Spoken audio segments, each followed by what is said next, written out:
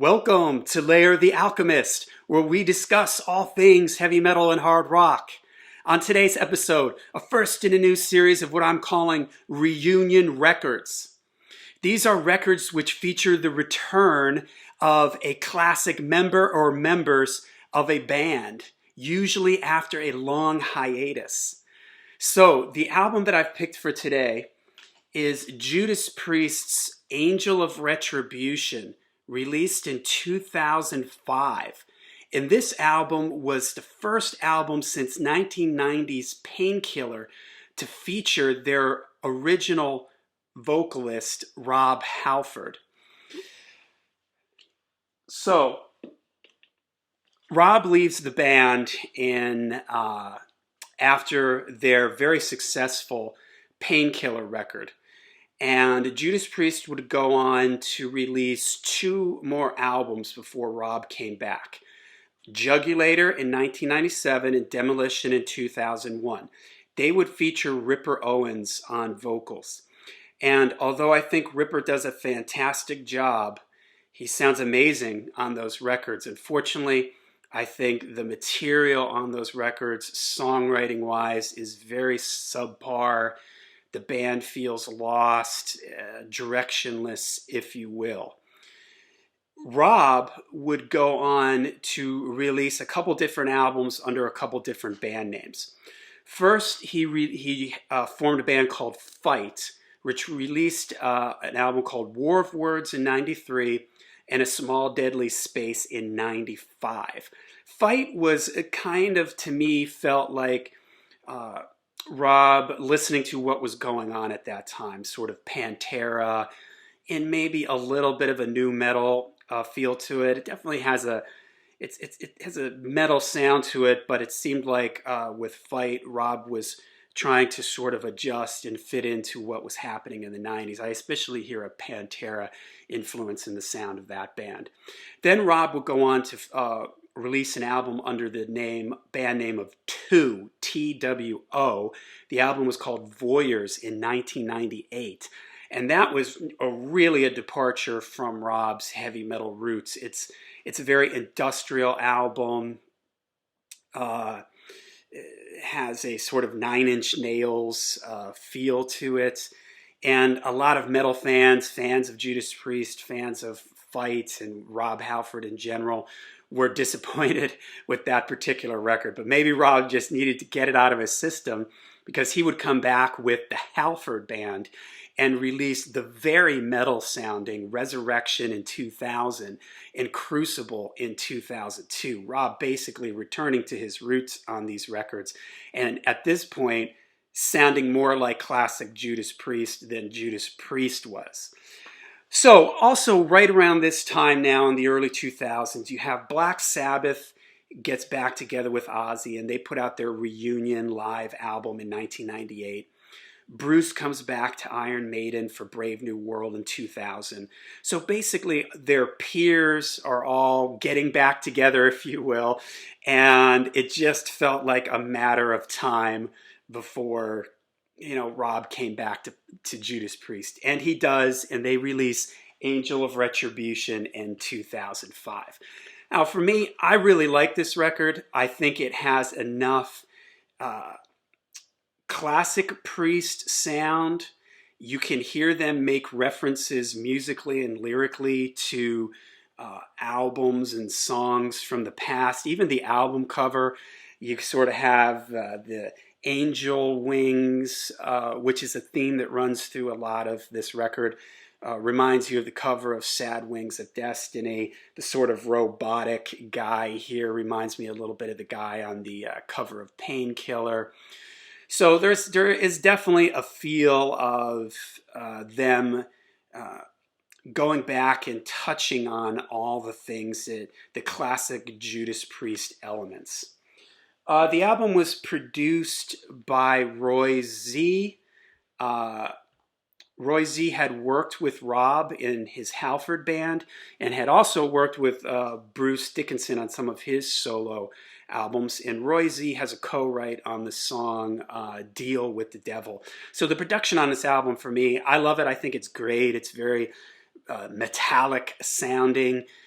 Maybe if you want to make a reference in their catalog, I'd say Painkiller or Screaming for Vengeance, British Steel. It's kind of that bright, metallic, tight sounding kind of record. Features the classic, all the classic guys are here. Scott Travis on drums, KK Glenn on guitars, Ian Hill on bass, and of course Rob on vocals. Starts off with Judas is Rising, which immediately makes a reference to classic Priest here, with the guitars in the beginning are certainly a nod to the intro to the song Victim of Changes, the way it fades in like that, and the sort of the way the picked intro pattern is, and then it kicks in, and it's got this sort of steady double bass drum thing that drives through the verse, and Rob is back. he's right there. White bolts of lightning. You know, it's classic Rob Halford, fist in the air style metal thing. Next is Deal with the Devil. Also, Judas is Rising. The lyrics, also to me, just the title in itself is kind of saying like, okay, we're back. Judas Priest is rising from the ashes, if you will, like a phoenix.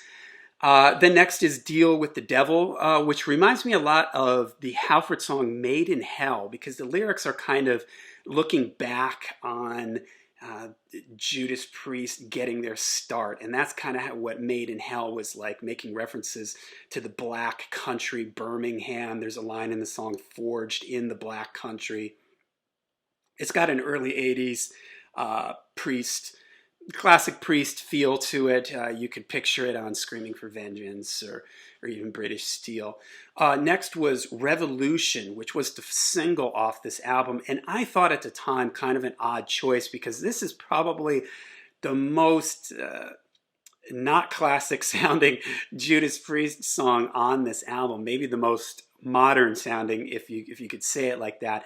It starts off with a distorted bass run, and then it kind of kicks in, and it has a little bit of a groove to it, like in the verses.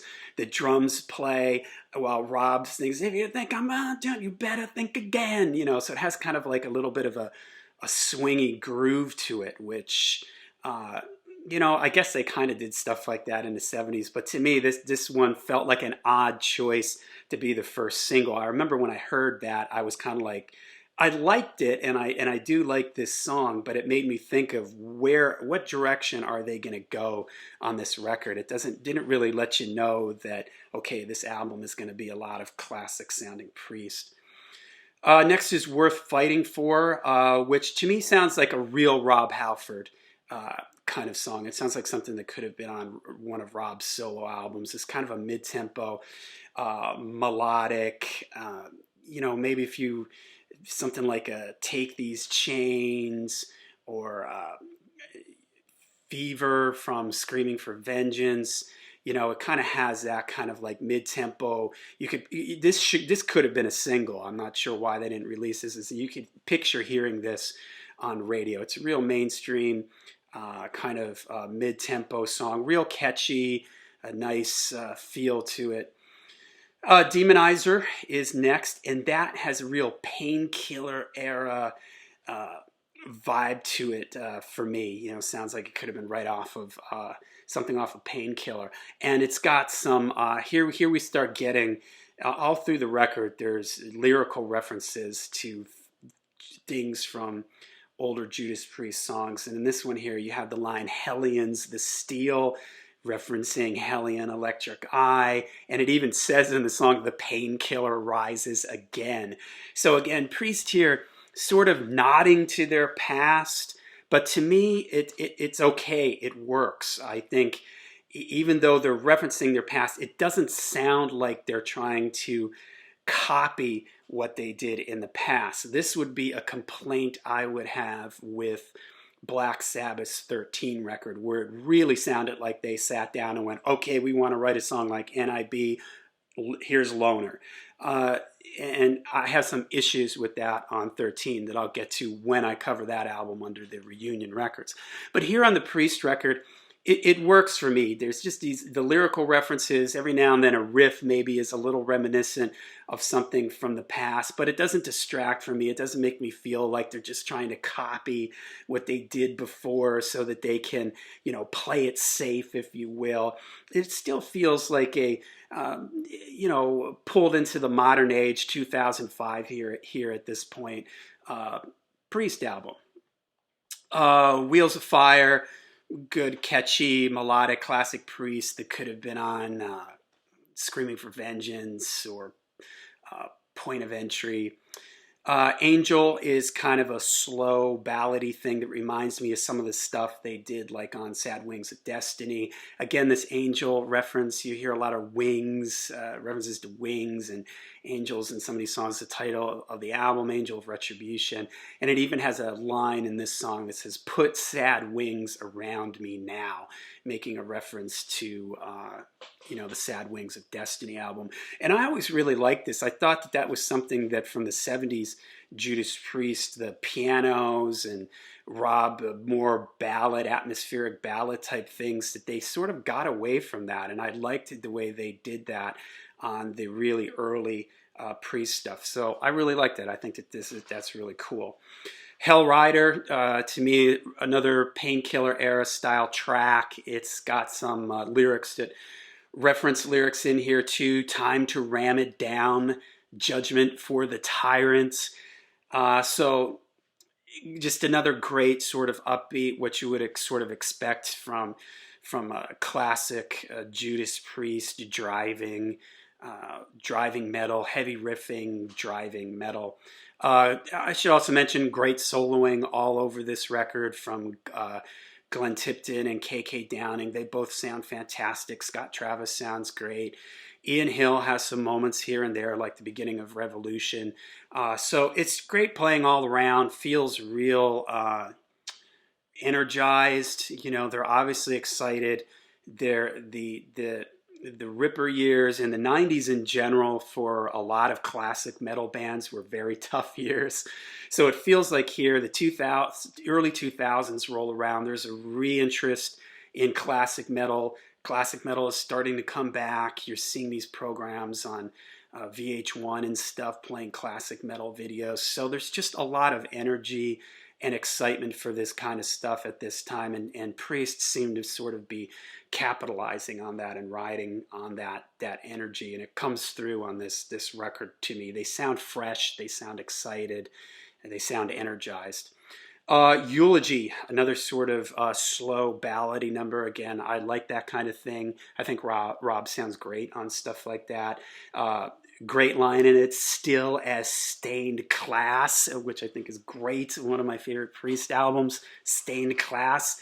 And then there's another line, guarded by the Sentinel, from one of my other favorite Priest records, Defenders of the Faith. So I just love these little references that they pop in here and there. And then Eulogy ends and it leads into the final song on the record, Loch Ness. Now, this is a song that's kind of... it's a song that a lot of people really don't like. And in fact, I was reading some reviews of this album that came out, when this album had come out. And one writer was like, everything's fine until we get to Loch Ness, and that ruins the record. Now, I think that that's a bit extreme. I actually like Loch Ness. I mean, it's not my favorite song on the record. It's not going to break my Judas Priest top 20 favorite songs. But I actually like it. And it almost made my, when we did the Judas Priest Deep Cuts video, Loch Ness almost made the cut for me, but I sort of pulled it at the last second. I think I might have pulled it for Cathedral Spires. No, I didn't do it because I love Cathedral Spires. I can't remember, but I pulled it at the last second and inserted something else. But it's kind of a long number. It's got a heavy, doomy kind of riff to it, which I think is really cool. I love like these sort of pinch harmonic things. Boom, bum, bum, bum. It's kind of got like a really slow, heavy groove to it. And I think people's issues with this is the chorus. The chorus is a little bit sing-songy, if you will. Loch Ness, Loch Ness, you wilderness of the sea. And maybe that feels a little bit too much for people. I mean, I'm okay with it. I really love the ending of this song. I love the guitar solo on the way out of this. I'm pretty sure it sounds like KK Downing.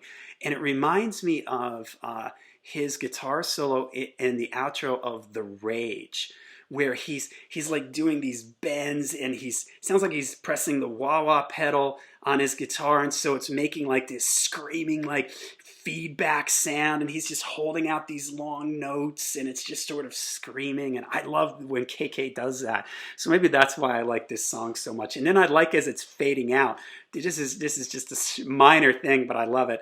The guitarists do this sort of where they mute the strings on the guitar, and they're just going jun jun jun jun da da jun jun jun jun, and then the song just sort of fades out. So for me, it's cool. I like it. I'm a guy that, I'm okay with a little bit of, some people say the song is corny, but okay, I'm okay with some of that.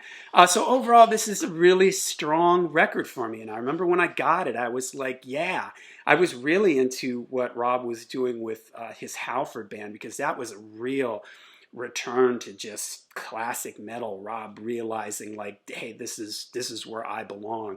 The failed experiment of his 2 record. So it just all seemed to make sense with Maiden and Sabbath reuniting. It was just all made sense. When I got this, I was really excited. I thought I liked it. It worked for me. It may not have, been something that was better than British Steel or Stained Class or Sad Wings, but I thought it was still a really great album, a real great return to form. And Priest would basically keep rolling after this. They've released a couple albums now since this, and they would just stay on pretty much a steady album tour cycle. So for me, this is a great return to form for the defenders of the faith, Judas Priest. All right, so let me know what you think of this record in the comments. What did you think when you first heard it? If you were around at that time when it first came out, did it live up to your expectations? It did for me. So, all right, make sure you leave a comment. Make sure you hit like and subscribe. And until we see you again, make sure you stay heavy, stay metal.